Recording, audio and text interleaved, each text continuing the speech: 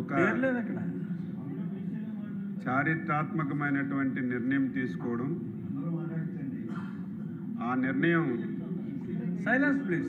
శాసనసభలో చర్చకు పెట్టడం, ఆ చర్చలో పాల్గొనడం చాలా ఆనందంగా ఉందని చెప్పి తెలియజేస్తున్నాను అధ్యక్ష. స్వతంత్రం వచ్చింది దేశానికి దాదాపుగా 79 సంవత్సరాలు పూర్తయి మనం ప్రయాణం చేశాం అధ్యక్ష. ఈ 79 సంవత్సరాల్లో 35 సంవత్సరాలు దేశంలో కానీ రాష్ట్రంలో కానీ సగభాగం ఉన్నటువంటి వర్గం బలహీన వర్గం అధ్యక్ష. స్వతంత్రం వచ్చిన తర్వాత 35 సంవత్సరాలు సగభాగం ఉన్నటువంటి బలహీన వర్గాలు కేవలం ఓటు వేసినటువంటి యంత్రాలకే ఉపయోగపడ్డారు తప్ప రాజకీయంగా కానీ ఆర్థికంగా కానీ సామాజికంగా కానీ ఎటువంటి అవకాశాలు కూడా రానటువంటి విషయాన్ని ఒక్కసారి ఈ సభ ద్వారా ఒక్కసారి బలహీన వర్గాలకి గుర్తు చేస్తున్నాను. 1982 విశ్వవిఖ్యాత నట సార్వభౌములు నందమూరి తారక రామారావు గారు తెలుగుదేశం పార్టీ పెట్టిన తర్వాత బలహీన వర్గాలకి ఆర్థికంగా సామాజికంగా రాజకీయంగా సముచితమైనటువంటి గౌరవం దక్కిన విషయం కూడా ఈ సందర్భంగా తెలియజేస్తున్నాను అధ్యక్ష. 1982లో పార్టీ పెట్టిన తర్వాత మొదటి ఎన్నికల్లో ఆ రోజు వరకు బలహీన వర్గాలు ఎక్కడ ఎమ్మెల్యేలుగా కానీ పార్లమెంట్ సభ్యులుగా కానీ లోకల్ బాడీస్లో కానీ నాయకత్వం వహించినటువంటి సందర్భాలు లేవు అధ్యక్ష. ఫస్ట్ టైం 83లో ఎన్టీ రామారావు గారు పార్టీ పెట్టిన తర్వాత ఈ రాష్ట్రంలో బలహీన వర్గాలకి రాజకీయంలో సముచితమైనటువంటి స్థానం ఇచ్చి ఎప్పుడు శాసనసభలో అడుగు పెట్టనటువంటి బలహీన వర్గాలని చట్టసభలకి పంపించినటువంటి పార్టీ తెలుగుదేశం పార్టీ. పసుపు జెండా అని గర్వంగా సగర్వంగా ఒకసారి గుర్తు చేస్తున్నాను అధ్యక్ష. ఈ విషయాలు ఎందుకు చెప్తున్నానంటే చాలామందికి తెలియదు అధ్యక్ష. తెలుగుదేశం పార్టీ పుట్టిన తరువాత చాలామంది పుట్టారు. తెలుగుదేశం పార్టీ 4-5 సార్లు అధికారంలోకి వచ్చిన తర్వాత కూడా చాలామంది పుట్టారు. అటువంటి చాలామందికి ఈ విషయాలు తెలియనటువంటివి ఒక్కసారి సందర్భంగా గుర్తు చేస్తున్నాను అధ్యక్ష. అయితే ప్రధానంగా ఈరోజు రిజర్వేషన్లు అధ్యక్ష. ఈ రిజర్వేషన్లు 1987వ సంవత్సరంలో మొట్టమొదటిసారి ఎన్టీ రామారావు గారు స్థానిక సంస్థల్లో బలహీన వర్గాలకి రిజర్వేషన్లు కల్పిస్తే స్థానిక ప్రభుత్వాల్లో అవకాశం ఉంటే బలహీన వర్గాలు అన్ని విధాలా ముందుకొస్తారని చెప్పి 20% రిజర్వేషన్లు ఇచ్చినటువంటి ఘనత ఎన్టీ రామారావు గారికి తెలుగుదేశం పార్టీకి దక్కిందని చెప్పి ఈ సందర్భంగా తెలియజేస్తున్నాను. కాలక్రమేణా 1995లో మన నాయకులు మన ముఖ్యమంత్రి శ్రీ నారా చంద్రబాబు నాయుడు గారు రాష్ట్రానికి ముఖ్యమంత్రిగా బాధ్యతలు తీసుకున్న తర్వాత 1995లో అధ్యక్ష ఒక చట్టాన్ని తీసుకొచ్చి 20% ఉన్నటువంటి బీసీ రిజర్వేషన్ని 34% తీసుకొచ్చినటువంటి ఘనత మన నాయకులు మన ముఖ్యమంత్రి శ్రీ నారా చంద్రబాబు నాయుడు గారికి దక్కుతుందని చెప్పి ఈ సందర్భంగా తెలియజేస్తున్నాను అధ్యక్ష. 1994 నుంచి 2020 వరకు అధ్యక్ష ఏ ఎన్నికలు జరిగినా ఏ సందర్భంలో కూడా ఎక్కడ ఎటువంటి ఇబ్బంది లేకుండా 34% రిజర్వేషన్లతో ఇటు గ్రామ పంచాయతీల్లో మండల పరిషత్తుల్లో జిల్లా పరిషత్తుల్లో రిజర్వేషన్లు ఇచ్చి బలహీన వర్గాలకి రాజకీయంగా అవకాశం ఇచ్చాం అధ్యక్ష.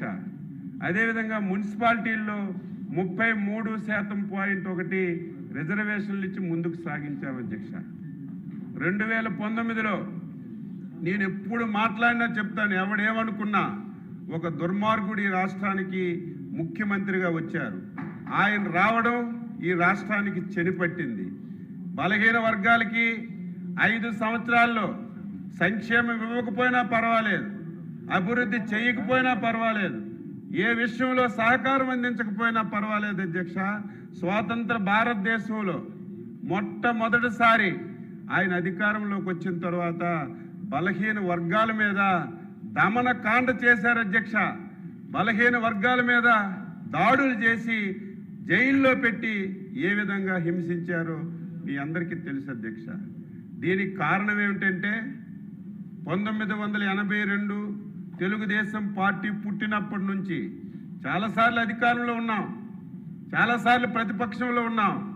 కానీ అధికారం ఉన్నా ప్రతిపక్షం ఉన్నా నిరంతరం తెలుగుదేశం పార్టీకి అండగా దండగా ఉన్నటువంటి వర్గం బలహీన వర్గం అని చెప్పి బలహీన వర్గాల మీద కక్ష కట్టారు అధ్యక్ష. ఆ రోజు రాజశేఖర్ రెడ్డి కానీ నిన్న గొడ్డల పార్టీ అధ్యక్షుడు కానీ కక్ష కట్టి ఏ విధంగా ఇబ్బంది పెట్టారో మనందరం కూడా చూసాం అధ్యక్ష. అందులో భాగంగానే 2019 అధ్యక్ష ఎలక్షన్లు వచ్చాయి. లోకల్ బాడీస్కి 34% రిజర్వేషన్లు ఉన్నాయి. ఏదో నేను బలహీన వర్గాలకి మేలు చేస్తున్నాను, నేను కూడా బలహీన వర్గాల్లో కలిసిపోవాలి, బలహీన వర్గాలు ఎప్పుడూ తెలుగుదేశం పార్టీకి అండగా ఉంటుందని చెప్పి 34% నుంచి రిజర్వేషన్స్ పెంచి ఒక జీవో కూడా ఇచ్చారు అధ్యక్ష. ఎంత దుర్మార్గంగా మోసం చేశారో ఈ సభ ద్వారా రాష్ట్రంలో ఉన్నటువంటి బీసీలకి ఒకసారి నేను తెలియజేస్తున్నాను. ఒక చట్టంలో 34% రిజర్వేషన్లు ఉండేటప్పుడు నువ్వు రిజర్వేషన్లు బీసీలకి పెంచేటప్పుడు ఆ చట్టాన్ని సవరణ చేయాలి అధ్యక్ష.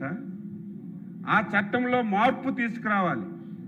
కనీసం ఆ రోజున్న పరిస్థితిలో మాకు తెలుసుకోవడానికి కూడా అవకాశం లేదు అధ్యక్ష. 5 సంవత్సరాలు ఏ జీవో పెట్టినా ఏ నిర్ణయం తీసుకున్నా ఎక్కడ బయట పెట్టిన సందర్భాలు లేవు అధ్యక్ష. కనీసం చూసి తెలుసుకొని మేము ఏదైనా లీగల్గా ముందుకెళ్దామన్నా 5 సంవత్సరాలు ఎక్కడ జీవోలు కానీ ప్రభుత్వ నిర్ణయాలు కానీ బయటకు తెలియకపోవడం వల్ల చాలా నష్టపోయాం. అందులో కూడా చట్ట సవరణ చేయకుండా రిజర్వేషన్లు పెంచి నేను బీసీలకి ఏదో ఎక్కువ చేశానని చెప్పి మాయ మాటలు చెప్పి లబ్ధి పొందాలని ప్రయత్నం చేశారు అధ్యక్ష. ఆ రిజర్వేషన్ల మీద కోర్టుకు వెళ్ళింది అధ్యక్ష సమ్ రెడ్డి. నేను ఎంక్వైరీ చేయమన్నాను, అది కూడా ఈ దుర్మార్గుడు పన్నినటువంటి పన్నాగమని బయటికి బీసీలకి రిజర్వేషన్లు ఇస్తున్నామని చెప్పి మళ్ళీ వాళ్ళనే కోర్టుకు పంపించి ఆ రిజర్వేషన్లు అమలు చేయకుండా కోర్టులో అడ్డంకి వేసినటువంటి దుర్మార్గులు కూడా వీలే అనేది నేను అనుమానం పడుతున్నాను అధ్యక్ష. ఈరోజు హైకోర్టులో మీరిచ్చిన జీవో కొట్టేశారు. బాధ్యత గల ప్రభుత్వం అయితే బీసీల పట్ల మీకు ఏమైనా ప్రేమ అభిమానం ఉంటే వెంటనే సుప్రీంకోర్టుకి వెళ్ళి మంచి లాయర్లు పెట్టి వాదన చేసి చివరి నిమిషం వరకు రిజర్వేషన్లు అమలు చేయడానికి ప్రయత్నం చేయాలి అధ్యక్ష. ఆదరాబాదరాగా హైకోర్టులో ఎప్పుడైతే వ్యతిరేకం వచ్చిందో సుప్రీంకోర్టు 50% రిజర్వేషన్లు ఇవ్వడానికి వీలు లేదని ఒక్క పదాన్ని తీసుకొని ఎస్సీ ఎస్టీలకి మిగిలినటువంటి 24%తో ఆదరాబాదరగా ఎలక్షన్లకు వెళ్ళి బీసీలకి ఎంత అన్యాయం చేశారు అధ్యక్ష. ఎన్ని పదవులు పోయాయి, సర్పంచుల్లో పదవులు పోయాయి, ఎంపీపీల్లో పోయాయి, బీసీల్లో మేయర్లో మొత్తం పదవులన్నీ కూడా పోయాయి అధ్యక్ష. మేము మాట ఇచ్చాం. అందులో మా యువ నాయకుడు నారా లోకేష్ బాబు గారు యువగలం పాదయాత్రలో నేను కూడా అధ్యక్షుడిగా చాలా ప్రాంతాలకు వెళ్ళాం. ఎక్కడ మైకు దొరికినా, ఎక్కడ బలహీన వర్గాలు వచ్చినా బీసీలకు అన్యాయం జరిగింది. రేపు ఎన్డీఏ అధికారంలోకి వస్తే 6 నీరైనా మేము మళ్ళీ పాత రిజర్వేషన్లు తీసుకొచ్చి ఈ రాష్ట్రంలో బలహీన వర్గాలకి న్యాయం చేస్తామని ఆ రోజు యువ నాయకులు కానీ పవన్ కళ్యాణ్ గారు కానీ ముఖ్యంగా నాయకత్వం వహిస్తున్నటువంటి మన ముఖ్యమంత్రి చంద్రబాబు నాయుడు గారు కూడా బలహీన వర్గాలకి ఒక మనోధైర్యాన్ని ఇచ్చారు అధ్యక్ష. ఎలక్షన్ మేనిఫెస్టోలో పెట్టాం, కానీ ఇది సాధించగలమా, ఏం చేయగలమని చెప్పి చాలా ఆందోళన చెందాం అధ్యక్ష. ఈలోగా సుప్రీంకోర్టు ఒక గైడ్లైన్స్ ఇచ్చింది, యాక్సబ్ కమిషన్ ఏమని చెప్పి బీసీల యొక్క పాపులేషన్ తెలుసుకోమన్నారు. అదంతా ఒక పక్క జరుగుతుంది అధ్యక్ష. ఈలోగా స్థానిక సంస్థల ఎన్నికలు వచ్చాయి. ఇప్పటికే సర్పంచుల పదవీ కాలం అయిపోయింది, కార్పొరేషన్ మేయర్లు మున్సిపల్ చైర్మన్స్ పదవీ కాలం అయిపోయింది. రేపు సెప్టెంబర్ 29న మండలాలు జిల్లా పరిషత్తులు పదవీ కాలం కూడా అయిపోతుంది అధ్యక్ష. ఈరోజు సకాలంలో నిర్ణయం తీసుకొని సకాలంలో ఎన్నికలు పెట్టకపోతే కేంద్ర ప్రభుత్వం ఇచ్చినటువంటి ఫైనాన్స్ గ్రాంట్స్ వేల కోట్ల రూపాయలు ఈ రాష్ట్రానికి నష్టం జరుగుతుంది అధ్యక్ష. అందుకే ముఖ్యమంత్రి గారు ఈరోజు కేబినెట్ సమావేశం ప్రత్యేకంగా పెట్టి ఒక చారిత్రాత్మకమైనటువంటి నిర్ణయం తీసుకున్నారు.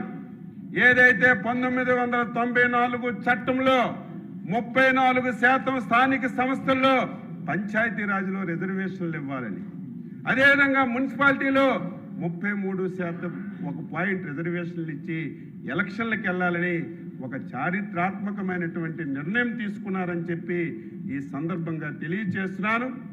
ఈ నిర్ణయం ఎవరు ఊహించలేదు, ఎవరు అనుకోలేదు. మళ్ళీ బలహీన వర్గాలకి ఈ రిజర్వేషన్స్ వచ్చి రేపు మాకు ఇన్ని పదవులు వస్తాయని ఎవరు కూడా ఊహించలేదు అధ్యక్ష. ఈరోజు ముఖ్యమంత్రి గారు ఆ నిర్ణయం తీసుకోవడం చాలా ఆనందంగా ఉంది, చాలా సంతోషంగా ఉంది. నిర్ణయం తీసుకోవడమే కాదు, రేపెట్టి పరిస్థితిలో అక్టోబర్ నెలలోపే ఎన్నికలన్నీ కూడా పూర్తి చేసి మళ్ళీ స్థానికంగా ఈరోజు బీసీలకు అధికారం ఇచ్చే కార్యక్రమం తీసుకోవడం చాలా సంతోషం అని చెప్పి ఈ సందర్భంగా తెలియజేస్తున్నాను. దీంతో పాటుగా ఈ రాష్ట్రం అధ్యక్ష అడ్డగోలుగా జిల్లాలు విడదీశారు, 26 జిల్లాలు చేశారు. పాతగా 13 జిల్లా పరిషత్తులు చేశారు. ఆ ఊర్లో ఉన్నవాడు ఈ జిల్లా పరిషత్తుకి రావాలంటే కష్టం. ఈ జిల్లా పరిషత్ మీటింగ్కి వస్తే అధికారులందరూ ఇంకొక జిల్లాల్లో ఉన్నారు. కనీసం ఇంకిత జ్ఞానం, ఆలోచన లేకుండా ఇష్టానుసారం చేశారు అధ్యక్ష. మేమందరం చెప్పాం. ఉదాహరణకి ఈరోజు పార్వతీపురం జిల్లా ఉంది, పాలకొండ నియోజకవర్గం ఉంది. జిల్లా పార్వతీపురం జిల్లా పరిషత్ మీటింగ్కి రావాలంటే శ్రీకాకుళం రావాలి. ఎవరైనా క్వశ్చన్ వేస్తే అధికారులు ఎక్కడున్నారంటే పార్వతీపురంలో ఉన్నారు, ఆన్సర్ చేసేవాళ్ళు లేరు. ఇటువంటి ఆలోచన చేయలేదు అధ్యక్ష. మళ్ళీ ఈరోజు మన ముఖ్యమంత్రి గారు ఆలోచన చేసి ఏవైతే ఈ రాష్ట్రంలో 28 జిల్లాలు ఉన్నాయో 28 జిల్లాలకి 28 జిల్లా పరిషత్తులు క్రియేట్ చేసినటువంటి ఘనత ఎన్డీఏ ప్రభుత్వానికి, మన ముఖ్యమంత్రి శ్రీ నారా చంద్రబాబు నాయుడు గారికి, పవన్ కళ్యాణ్ గారికి, లోకేష్ బాబు గారికి దక్కుతుందని ఈ సందర్భంగా తెలియజేస్తూ, బలహీన వర్గ సభ్యులారా ఆలోచన చేయండి. ఈ పార్టీ ఆ రోజు తెలుగుదేశం పార్టీ కానీ ఈరోజు ఎన్డీఏ కానీ బలహీన వర్గాల పునాదుల మీద పుట్టినటువంటి పార్టీలు. అనునిత్యం ఏదో అధికారంలో ఉంటే బలహీన వర్గాల మీద మాట్లాడడం కాదు, అధికారం ఉన్నా లేకపోయినా బలహీన వర్గాల కష్ట సుఖాల్లో పాలు పంచుకుంటున్నటువంటి పార్టీలు తెలుగుదేశం ఎన్డీఏ ప్రభుత్వాలు. కాబట్టి ఇప్పటికైనా ఆ మోసగాడి యొక్క మోసాన్ని తెలుసుకొని కొంతమంది ఇంకా కావాలని, ఇంకా కొంతమంది ఆ ముసుగులో ఉండి కొంతమంది కావాలని ప్రయత్నం చేస్తున్నారు. ఎప్పటికైనా ఇది మన సొంత ఇల్లు, మన సొంత పార్టీ తెలుగుదేశం ఎన్డీఏ. కాబట్టి రేపు ఎన్నికల్లో ఈ నిర్ణయానికి మీరందరూ స్వాగతించి ఈ రాష్ట్రంలో అన్ని మున్సిపాలిటీలు, అన్ని జిల్లా పరిషత్తులు, అన్ని కార్పొరేషన్లు ఎక్కడ ఏ ఎన్నిక జరిగినా ఎన్డీఏ ప్రభుత్వానికి మీరు ఆశీర్వదించి గెలిపిస్తే ఈరోజు బలహీన వర్గాలకి మేము తీసుకున్నటువంటి ఈ నిర్ణయానికి ఒక అర్థం ఉంటుందని చెప్పి తెలియజేస్తూ, మరొకసారి ఒక బలహీన వర్గాల బిడ్డగా తెలుగుదేశం పార్టీలో ఇటువంటి చారిత్రాత్మకమైనటువంటి నిర్ణయం తీసుకున్నటువంటి నిర్ణయాల్లో ఒక సభ్యుడిగా ఉండి బలహీన వర్గాలకి ఈ నిర్ణయం తీసుకోవడం చాలా ఆనందంగా ఉంది. మరొకసారి రాష్ట్రంలో ఉన్నటువంటి బలహీన వర్గాల తరపున ముఖ్యమంత్రి చంద్రబాబు నాయుడు గారికి, ఉప ముఖ్యమంత్రి శ్రీ పవన్ కళ్యాణ్ గారికి, మా యువ నాయకులు నారా లోకేష్ బాబు గారికి మనస్ఫూర్తిగా శుభాకాంక్షలు, అభినందనలు తెలియజేస్తూ ఈ అవకాశం కల్పించిన మీకు ధన్యవాదాలు తెలియజేస్తూ సెలవు తీసుకుంటున్నాం. జై హింద్. చాలా బలహీన వర్గం